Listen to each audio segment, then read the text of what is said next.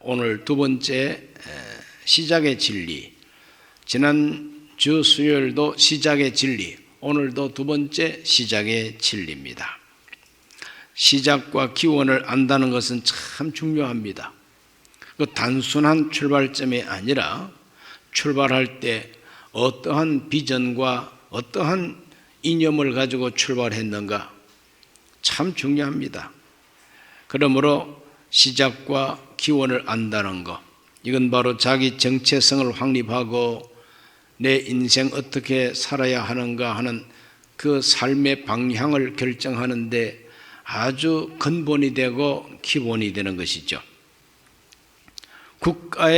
국민이 자기 나라가 어떻게 출발이 되었느냐, 그 국가 기원에 대한 이념을 바로 알아야만이 국가 정체성을 확립하게 되는 것이고 더 건강하고 아주 선량한 국민이 될 수가 있게 되는 것입니다.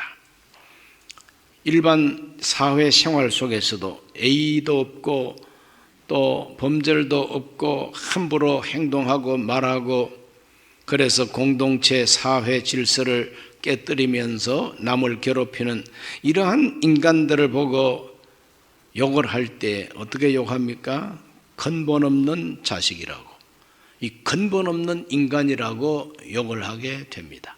이 근본이 없다 이 말은 뿌리가 없다는 말이죠. 기초가 없다는 것입니다. 기원을 알지 못하는 아주 세상 흔히 하는 말로 쌍놈이라는 겁니다.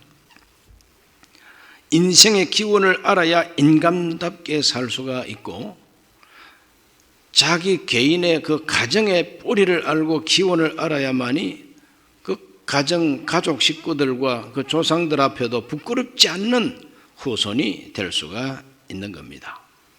성경은 이와 같이 기원과 기초와 그 시작을 가르쳐주는 진리가 가득합니다. 특별히 창세기가 바로 그렇습니다. 지난주 수요일날 우리는 창세기에 무엇이 시작되고 어떤 기원을 가르쳐주는가, 첫 번째로는 천지 만물의 기원, 온 우주와 천지 만물이 어떻게 출발이 되는가, 그 출발점에 대한 그 진리가 바로 우리는 하나님이 창조하셨다고 믿습니다. 그럼 하나님이 창조하셨다고 믿기 싫은 사람들은 자꾸 다른 이유를, 다른 어떤 그 기원을 막 갖다 댑니다. 다 쓸데없는 거죠. 하나님이 창조하셨습니다. 그리고 우리가 사는 이 세상에는 온갖 종류의 생명체가 있습니다. 나무와 풀, 살아있는 나무와 풀도 다 생명체입니다. 기어다니는 버러지 한 마리도 다 생명체입니다. 땅속의 박테리아도 다 생명체. 자, 이와 같은 생명체는 도대체 어떻게 지어졌느냐 이 말이죠. 어떻게 출발이 됐는가. 이 생명체 기원, 날아다니는 저 새들과 또 물 속에는 물고기들이 막 헤엄을 치고 다니고 있습니다. 밀림 지역과 그리고 산에는 또 여러 가지 동물이 있습니다. 사슴도 노루도 호랑이도. 이와 같은 모든 동식물의 생명체가 어떻게 시작이 됐는가? 성경이 말합니다. 하나님이 창조하셨다고, 하나님이 그들에게 복을 주셨다고 성경이 말합니다. 모든 생물들에게 하나님이 복 주셨어요. 생육하고 번성하여 가득하라. 뿐만 아닙니다. 우리 인간은 어떻게 출발이 됐는가? 이 세상의 수많은 존재 중에서 이 사람이 다스리는 세상입니다. 이 다스리는 우리 인간은 그 기원이 무엇인가? 그 기원이 어떠한가? 성경이 말합니다. 하나님의 형상대로 하나님이 남자와 여자를 창조하시고 사람에게 주신 것은 땅을 다스려라, 정복하라. 역시 생육하고 번성하여 땅에 충만하라. 하나님이 우리 인간에게 복 주셨는데 하나님이 주신 그 복은 이 세상을 다스리는 겁니다. 다스린다 그래서 폭력을 행사하는 폭군과 같이 다스리라고 하는 것이 아닙니다. 잘 가꾸고 더불어서 함께 잘 살 수 있는 그런 세상으로 가꾸어 나가는 것이 다스리는 겁니다. 이와 같이 하나님께서는 천지 만물의 기원과 생명체 기원과 사람의 기원을 창세기를 통해서 가르쳐주고 있고, 오늘 우리들은 그 이어서 네 번째 기원에 대해서 공부합니다. 네 번째가 뭐냐? 가정생활의 기원입니다. 사람이 살아가는 이 세상에는 가장 중요한 기관이 있습니다. 가정과 교회입니다. 가정과 교회. 우리 하나님이 친히 세우신 공동체가 바로 가정이 먼저고, 그 다음에는 성령이 이 땅 위에 강림하셔서 세운 공동체는 교회입니다. 이 가정생활의 기원이 바로 성경에 기록이 되어 있어요. 가정은 참 중요합니다. 이 가정을 통해서 하나님은 인류가 멸종되지 않고 인간이 계속 번식해 나가도록 하나님이 섭리하셨어요. 가정은 바로 우리 인간들이 계속해서 땅 위에 존속할 수 있도록 하는 가장 중요한 공동체가 됩니다. 그래서 하나님이 가정을 어떻게 지으셨느냐? 남자와 여자를 결혼하게 해서 그 남자와 여자가 함께 살게 된 것이 가정의 출발입니다. 그래서 성경은 사람이 혼자 사는 게 좋지 않다고 말씀하시고, 또 하나님은 남자만 아니라 여자까지 창조하셔가지고 같이 살게 했어요. 그 남자와 여자는 인권과 그 존재가 똑같고 역할이 다를 뿐입니다. 고린도전서 11장 11절에서 12절을 다 같이 읽어봅니다.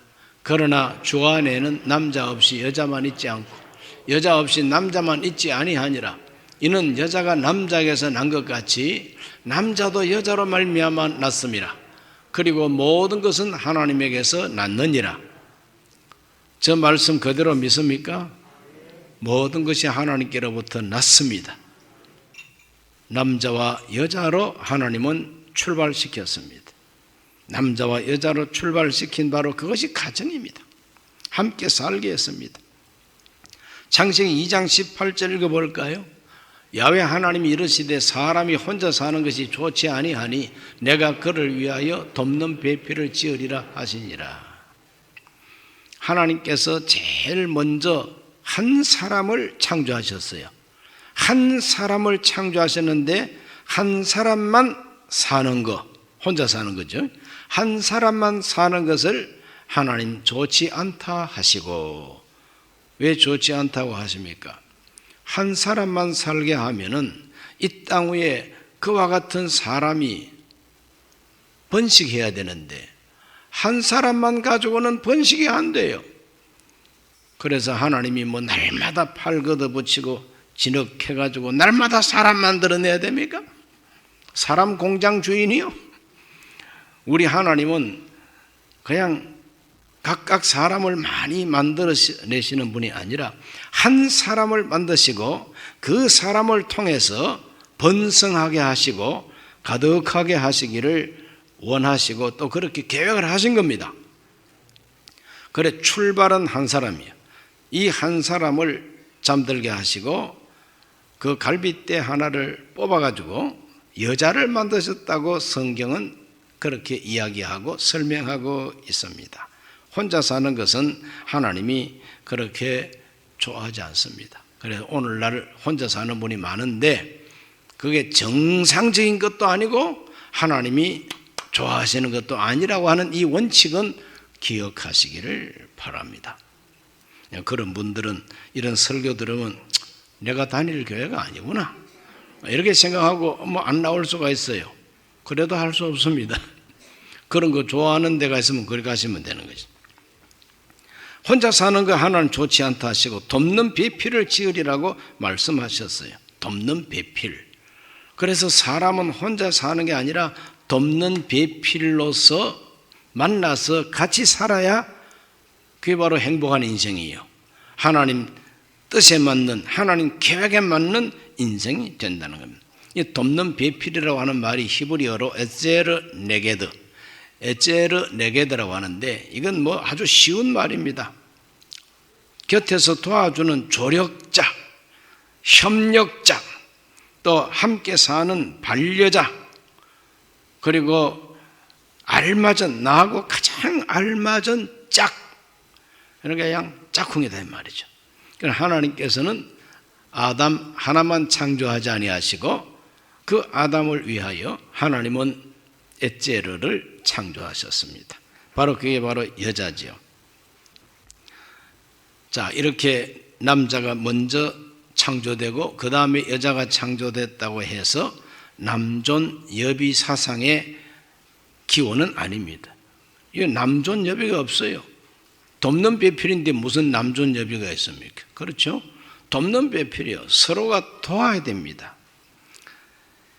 역할만 분담할 뿐인 것이죠. 그래 하나님이 엣제르를 창조하실 때 어떻게 창조하셨나 읽어봅니다. 창세기 2장 21절로 22절 다 같이 읽습니다. 야훼 하나님이 아담을 깊이 잠들게 하시니 잠들매 그가 그 갈빗대 하나를 취하고 살로 대신 채우시고 야훼 하나님이 아담에게서 취하신 그 갈빗대로 여자를 만드시고 그를 아담에게로 이끌어오시니 아담이 이르되 이는 내 뼈 중에 뼈요 내 살 중에 살이라. 자, 여기서 여자 만든 이야기가 나와요. 아담을 깊이 잠들게 하시고 잠드는 사이에, 그대가 잠드는 사이에, 잠자는 사이에 하나님은 갈빗대 하나를 뽑아가지고 여자를 만드셨다. 여자를 만드시고 아담에게로 이끌어 오셨다 그랬어요. 자, 그냥 읽지 말고 깊이 좀 생각하며 읽으면은 하나님이 여자를 갈빗대를 가지고 만드셨다. 갈빗대는 심장을 보호하는 갈빗대입니다.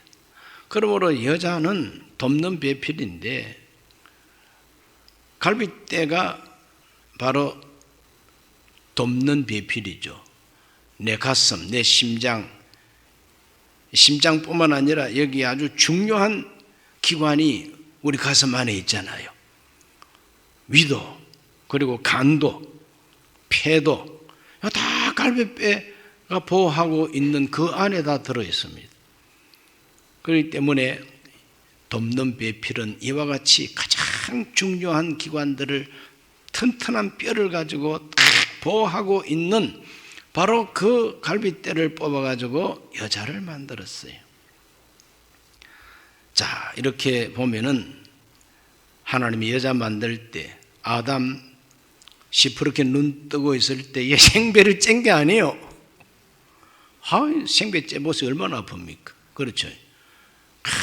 막 하나님께서 가래대로 손을 가지고 막 하나님의 손톱을 가지고 찢었는지 모르지만 그 생사람 갈빗대 뽑으면 그 생사람 잡는 거 아니에요? 아담이 에덴 동산에서 죽겠다고 비명을 질렀을 거예요. 그러나 하나님은 아담을 잠들게 해놓고, 자, 여러분 행복한 가정을 꾸리려면 제일 먼저 남자가 잠들어야 돼요.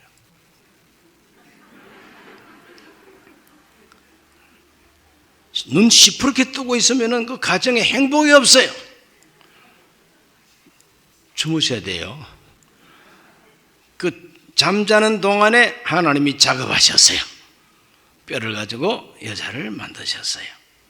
그러니까 하나님의 능력과 하나님의 은혜로서 은혜의 잠을 자고 내가 잠드는 동안에 하나님은 여자를 만드시고 나를 돕고 나와 함께 살고 나를 도와줄 수 있는 한 존재가 내가 잠든 사이에 만들어지는 거죠. 내가 잠든 사이에 만들어지는 거죠.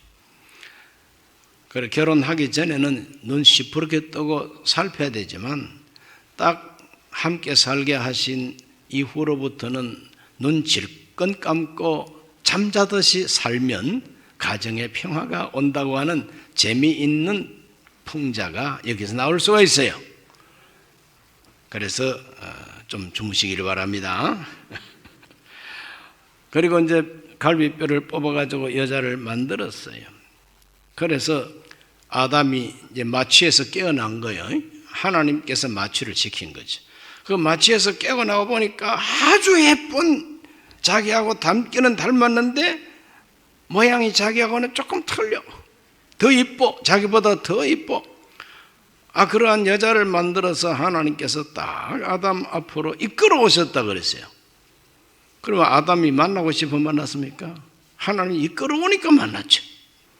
그 만나고 보니까 이게 웬 떡이냐? 너무너무 이쁘고 아름답고 부드럽고 향긋한 그런 여자를 하나님이 아담하고 같이 살라고 이끌어 오셨으니, 그래서 아담이 막 너무너무 기분이 좋고 너무 마음속에 기쁨과 만족이 충만하고, 그래서 그냥 아담이 노래를 불렀다 그랬어요. 근데 아담이 부른 노래가 무엇이냐?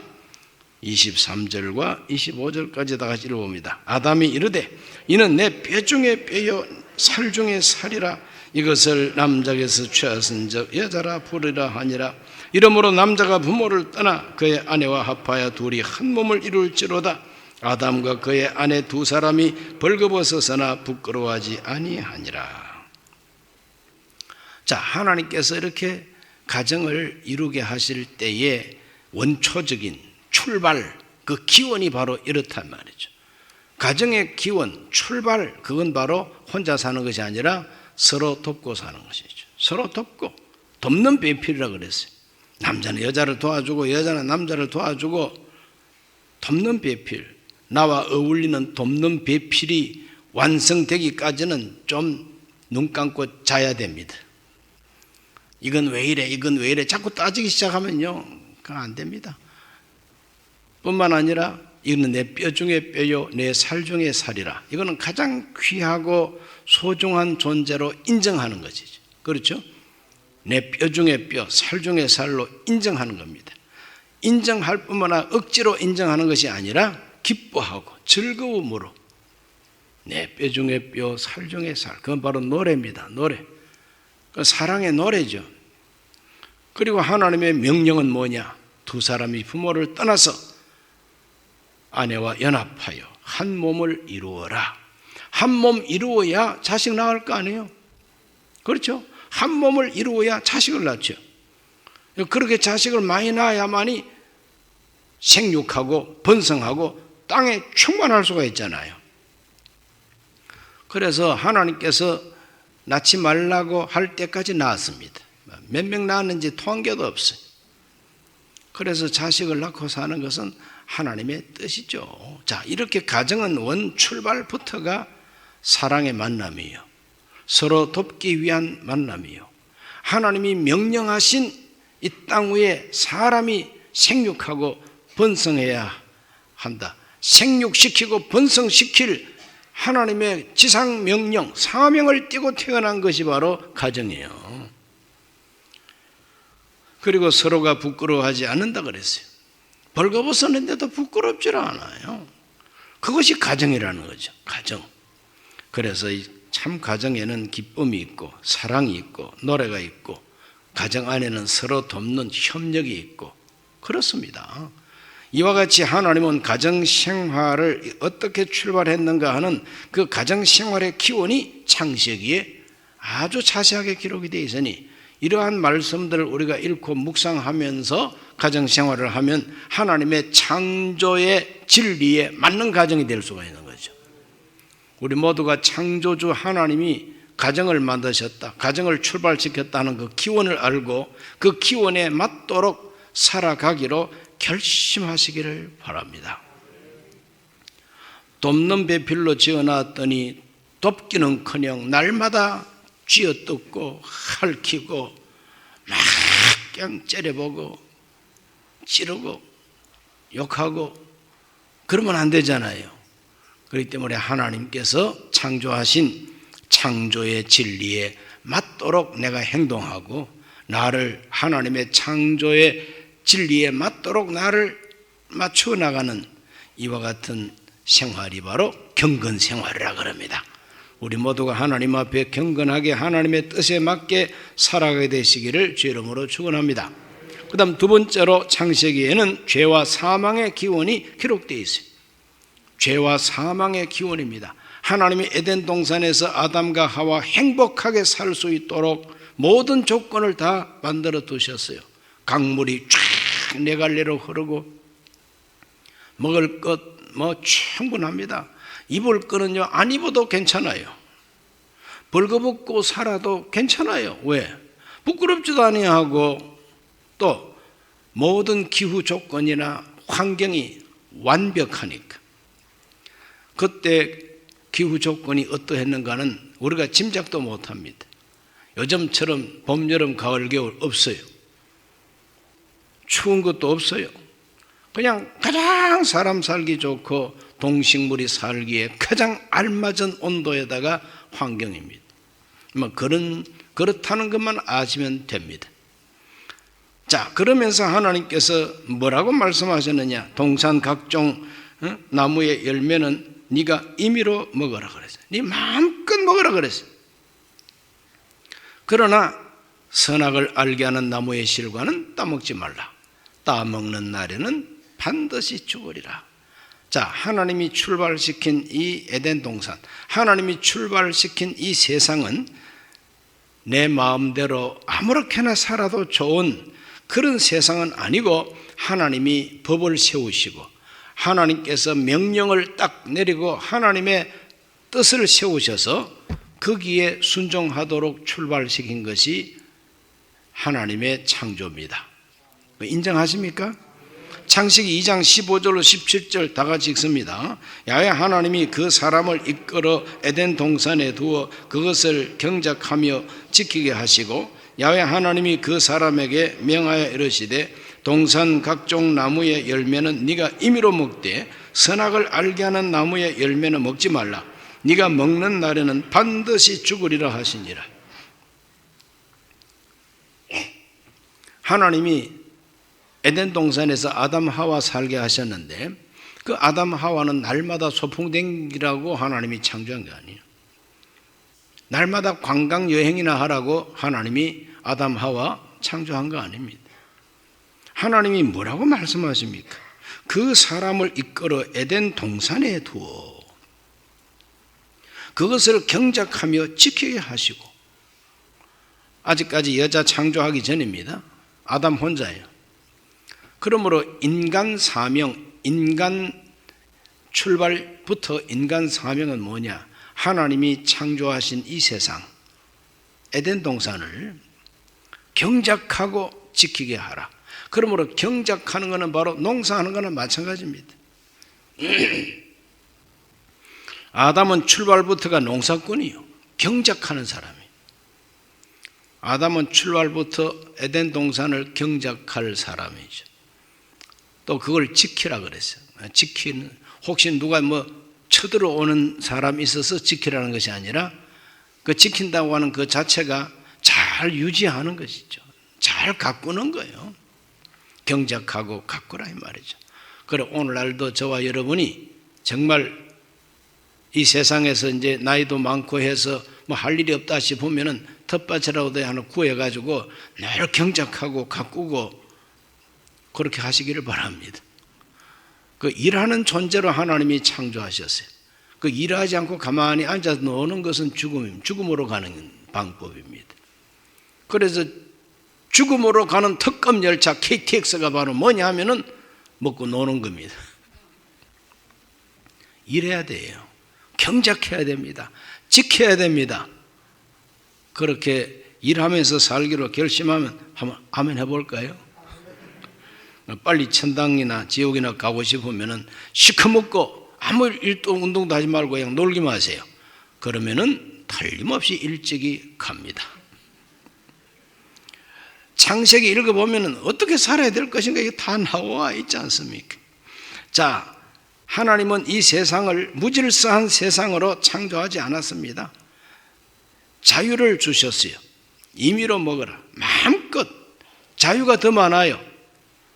임의로 먹어라. 그러나 딱 한 가지, 선악을 알게 하는 나무의 실과 열매는 따먹지 말라 그랬어요. 딱 한 가지, 모든 것을 다 자유롭게 하시고 한 가지는 규제하십니다. 그 규제, 하나님의 법입니다. 그 법을 하나님이 세우셨어요. 선악과 법이죠. 그건 바로 하나님의 주권법입니다. 아무리 우리 인간에게 자유를 주어도 주인은 하나님이라 이 말이에요.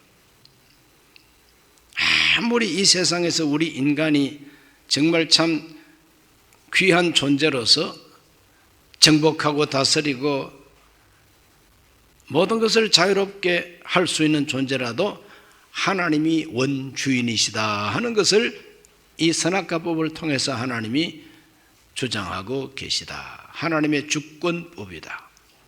잊지 말게 되시기를 바랍니다. 그런데 우리 인간이 이 하나님의 주권법을 깨뜨립니다. 그걸 가리켜서 범죄라 그럽니다. 범죄해서요. 창세기 3장 4절에서 5절 읽어봅니다. 뱀이 여자에게 이르되 너희가 결코 죽지 아니하리라. 너희가 그것을 먹는 날에는 너희 눈이 밝아져 하나님과 같이 되어 선악을 알 줄 하나님이 아심이니라. 마귀가 이 바로 뱀을 통해서 여자에게 하는 말입니다. 그 뱀이 장담을 합니다. 그 뱀이 선언을 합니다. 결코 죽지 아니하리라. 하나님은 반드시 죽으리라고 말씀하셨는데 뱀은 결코 죽지 아니하리라. 자, 두 가지 결코가 있습니다. 개코가 아니라 결코입니다. 두 가지 결코. 하나님은 결코 죽는다 그러고 마귀는 결코 안 죽는데요. 이 두 가지가 부딪히는 것이죠. 이 두 가지가 들려옵니다. 그래서 이 두 가지가 들려올 때에 어떻게 했는가? 자, 6절, 창세기 3장 6절을 다 같이 읽어봅니다. 여자가 그 나무를 본즉 먹음직도 하고 보암직도 하고 지혜롭게 할 만큼 탐스럽기도 한 나무인지라. 여자가 그 열매를 따먹고 자기와 함께 있는 남편에게도 주매 그도 먹은지라. 이것이 범죄의 현장입니다. 이 범죄의 현장이요. 이 범죄 현장은 아주 우리에게 중요한 진리를 가르쳐주고 있어요. 그게 뭐냐? 한번 따라 씁시다. 듣고, 보고, 느끼고, 행동한다. 네 가지죠. 먼저 듣는 게 제일 먼저예요. 듣고, 그 다음에 보는 겁니다. 듣고 보고, 그 다음에 보니까 느껴져. 느낌대로 행동하게 됩니다. 이것은 지금도 똑같아요. 그렇기 때문에 제일 먼저 듣는 게 중요하다는 걸 우리가 알아야 됩니다. 마귀의 말을 듣고 그 말을 중심으로 보니까 안 죽을 것만 같고 탐스럽게만 느껴집니다. 감정이죠. 그러니까 따먹은 것이죠. 하나님의 말씀을 더 귀중하게 들었으면 보기는 보아도 먹음직, 보암직, 탐스름직 그렇게 안 보였을 거예요. 이것은 하나님이 먹지 말라고 하셨다고. 그걸 하나님이 먹지 말라고 하셨다. 반드시 죽는다 그랬다. 죽음이 생각이 날 거예요. 아이고 끔찍해. 따먹지 않게 되는 것이죠. 그러니까 오늘 저와 여러분이 살아가는 바로 오늘 이 시간도 똑같이 마귀는 역사합니다. 뭔가 우리에게 들려줘요. 듣게 합니다. 아주 그냥 장담을 하죠. 결코 죽지 아니하리라. 그래서 우리는 텔레비전을 통해서, 신문을 통해서, 책을 통해서, 인터넷 매체를 통해서, 카톡을 통해서 서로 문자 서로 주고받는 SNS를 통해서, 또 친구들이 만나면 서로 대화를 통해서 수없이 들려오는 것이 많습니다. 수없이 들려오는 것이 있습니다. 그 수없이 들려오는 그 메시지 중에서 내가 어떠한 말을 들어야 되는가? 어떤 말을 내 것으로, 어떤 말에 대하여 찬성합니다, 동의합니다, 제청합니다. 무엇을 듣느냐가 그래 중요해요. 뭘 듣고 어떻게 보느냐가 중요하다 이 말이죠. 주체 사상의 내용을 자꾸 귀담아 보고 막 자꾸 듣는다. 그걸 듣고 역사를 보니까 모든 것이 다 불그스름하게 보이고 뺄갱이가 되는 거예요. 이제 그건 나중에는 뺄갱이 짓을 하게 되는 거예요. 행동을. 오늘 우리 제일 중요한 게 뭘 듣느냐, 이게 중요하다는 걸 알고, 그래서 복 있는 사람은 하나님의 말씀을 주야에 묵상하는 사람이라고 성경이 가르치는 이유가, 우리가 주야에 이 말씀에 주의하고 이 말씀을 자꾸 읽고 암송하고 아멘하고 그래야만이 이 말씀을 중심으로 이 세상을 보고 나무를 보고 들을 보고 다 봐야만이 우리가 하나님 뜻을 따라서 행동할 수가 있다. 인정하십니까? 마음 지키는 것 중에서 제일 첫째 비결이 뭐냐? 내 마음에 어떠한 말씀을 받아들이느냐, 이게 중요한 거예요. 참 중요합니다. 그래서 교육이라는 게 너무너무 중요해요. 어릴 때부터 교육 잘못 받아놓으면 완전히 보고 듣고 느끼는 게 이상하게 돼버려. 그래서 행동을 이상하게 이제 하게 됩니다. 하나님이 주권 법을 세우시고 그 법을 어기고 범죄한 것이 우리 인간의 범죄예요. 그래 따먹고 나니까 어떤 현상이 벌어졌느냐? 창세기 3장 7, 8절을 다 같이 읽어봅니다.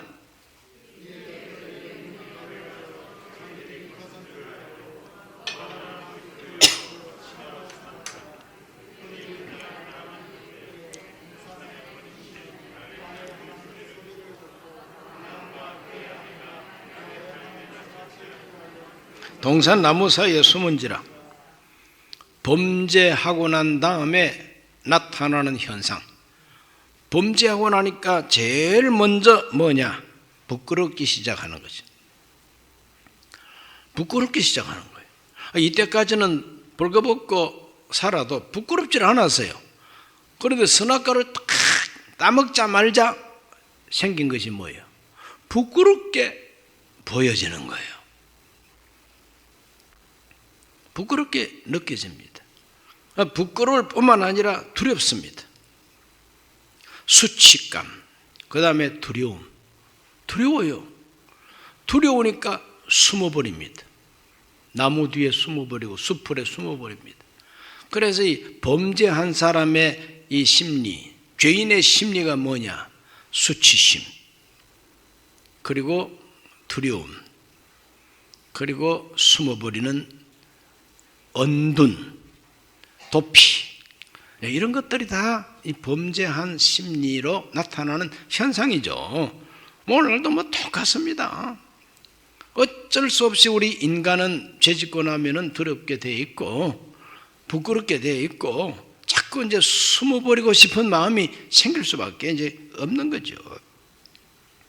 창세기 3장 17절로 19절에 보면은 이렇게 기록이 되어 있습니다. 다 같이 읽어볼까요? 아담에게 이르시되 네가 내 아내의 말을 듣고 내가 너에게 먹지 말라 한 나무의 열매를 먹었은즉 땅은 너로 말미암아 저주를 받고 너는 너의 평생에 수고하여 그 소산을 먹으리라. 땅이 너에게 가시 덤불과 엉겅퀴를 낼 것이라. 네가 먹을 것은 밭의 채소인즉 네가 흙으로 돌아갈 때까지 얼굴에 땀을 흘려야 먹을 것을 먹으리니 네가 그것에서 취함을 입었음이라. 너는 흙이니 흙으로 돌아갈 것이니라 하시니라. 바로 이것이 범죄의 결과입니다. 범죄 결과 하나님께서 심판하신 바로 이것이 바로 죽음인 것입니다. 죽음이 꼭 우리가 생각하는 죽음, 이 생물학적 죽음, 숨 안 쉬는 죽음, 심장이 멎는 죽음, 그것만이 죽음이 아닙니다.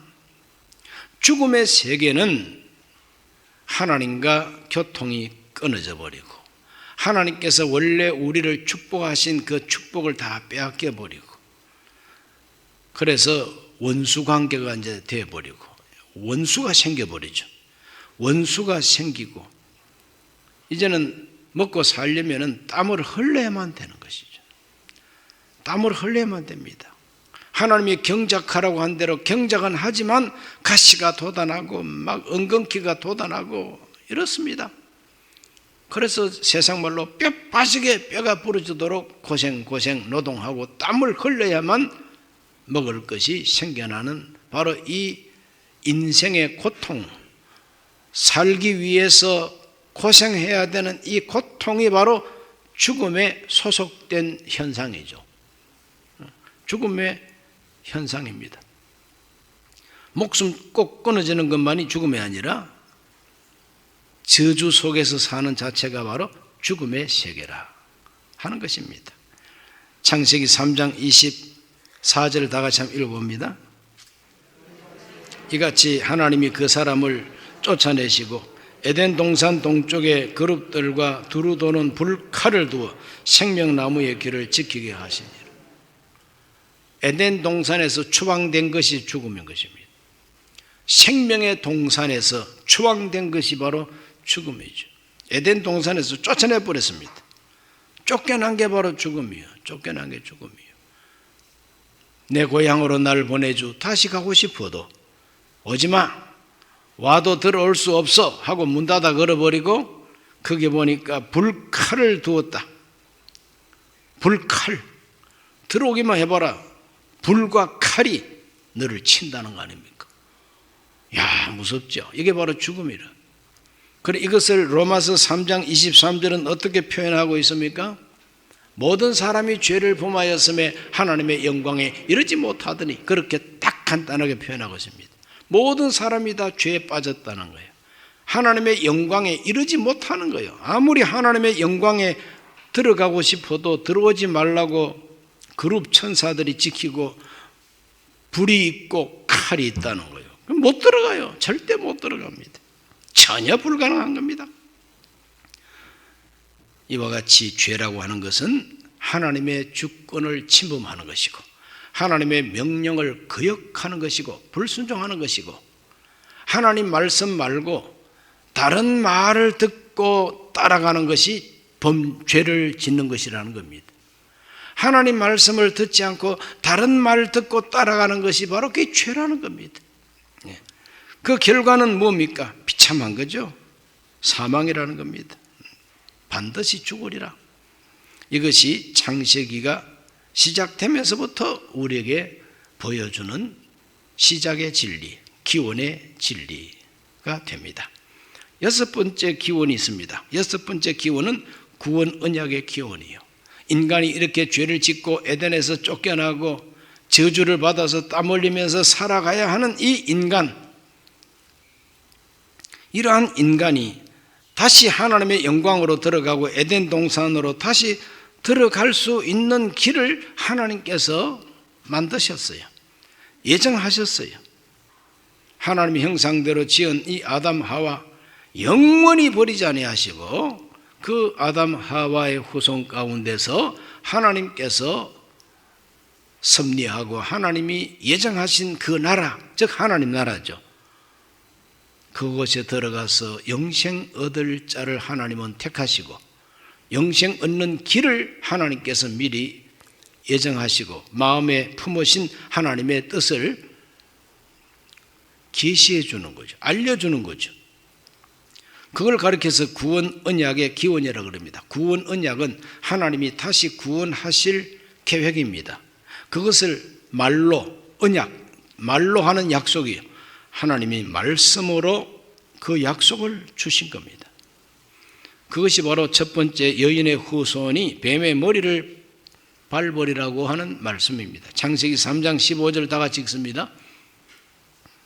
내가 너로 여자와 원수가 되게 하고 네 후손도 여자의 후손과 원수가 되게 하리니 여자의 후손은 너의 머리를 상하게 할 것이요 너는 그의 발꿈치를 상하게 할 것이니라 하시고,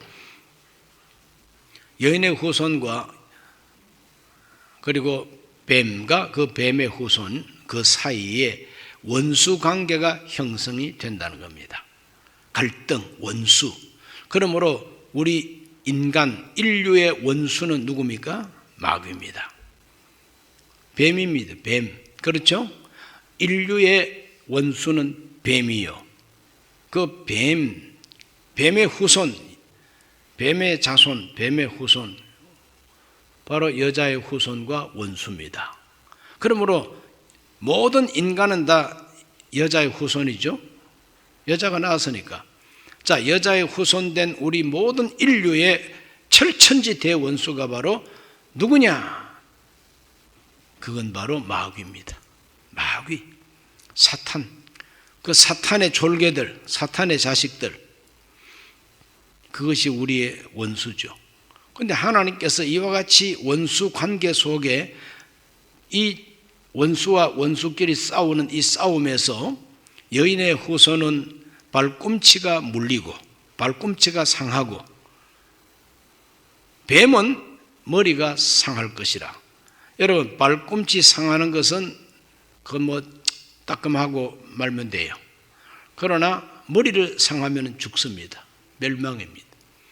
그래서 이 뱀의 머리를 밟아서 상하게 할 자가 여인의 후손 가운데 온다는 겁니다. 이것이 하나님이 제일 먼저 주신 구원 언약의 출발이요, 시작이요, 기원입니다. 그 하나님의 언약을 어떻게 성취하셨느냐? 갈라디아 4장 4절에서 5절에 보면은 때가 참에 하나님이 그 아들을 보내사 여자에게서 나게 하시고 율법 아래 나게 하신 것은 율법 아래 있는 자들을 속량하시고 우리로 아들의 명분을 얻게 하려 하심이라 그랬어요. 하나님의 아들, 딸 명분을 얻게 하기 위해서 하나님은 자기의 아들을 이 세상에 여자의 후손으로 보내셨다는 거예요. 때가 참에. 여기서 말하는 이 때가 바로 어느 때냐? 창세기 3장 15절에서 말씀하신 그 때가 바로 이때라는 거예요. 할렐루야. 하나님은 여인의 후손으로 우리를 구원하실 자, 마귀의 머리를 상하게 하실 자를 보내주셨으니 예수 그리스도이시다 이 말이죠. 창세기 3장 21절의 구원 언약을 또 어떻게 보여주시느냐, 말씀하시느냐. 3장 21절 한번 읽어보겠습니다. 야훼 하나님이 가죽옷을 지어 입히시니라. 하나님은 아담과 그의 아내를 위하여 가죽옷을 지어 입히시니라 그랬어요. 왜 가죽옷을 지어 입힙니까? 아담 하와가 부끄러워가지고 나타나지를 못합니다. 부끄러워가지고 나타나지를 못해요. 계속 두려워서 숨어 있습니다. 아담 하와가 두렵고 부끄럽고 숨어 있는 이유는 제일 현실적인 이유가 뭐냐? 옷이 없어요. 옷이 없어요. 하나님 앞에 뻘거벗고 나타나려니까 도무지 나타날 수가 없어요. 옷이 없어서 무화과 나무를 가지고 치마를 만들었다 그랬는데 그 무화과 나무가 수명이 사용 기한이 얼마나 되겠습니까?